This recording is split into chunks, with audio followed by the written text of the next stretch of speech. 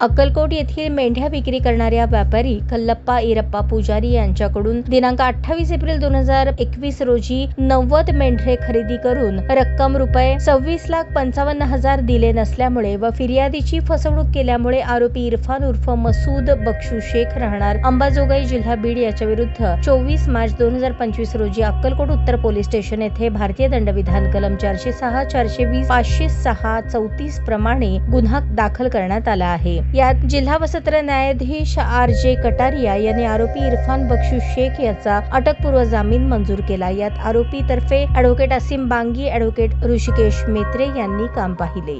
अक्कलकोट येथील मेंढ्या विक्री करणाऱ्या व्यापारी कल्लप्पा इरप्पा पुजारी यांच्याकडून दिनांक 28/4/2021 रोजी 90 मेंढर खरेदी घेऊन सदर मेंढराची रक्कम रुपये 26,55,000 हे फिर्यादी यांना न दिल्यामुळे फिर्यादी कल्लप्पा इरप्पा पुजारी यांनी आरोपी इरफान उर्फ मसूद बक्षू शेख याच्या विरुद्ध बहादवी कलम 420, 406, 506, 34 प्रमाणे अक्कलकोट उत्तर पोलीस स्टेशन येथे गुन्हा रजिस्टर नंबर 125/2025 अन्वये गुन्हा दाखल करण्यात आला होता।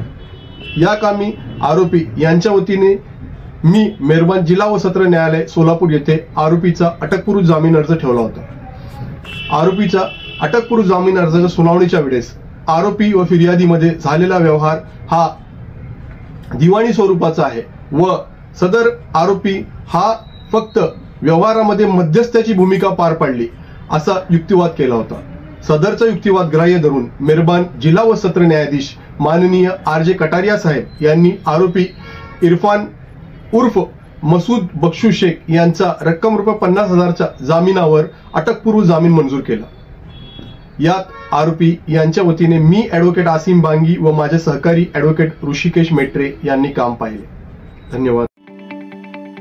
ताज्या बातम्या पाहण्यासाठी प्राईम महाराष्ट्र न्यूज चॅनलला सबस्क्राईब करा।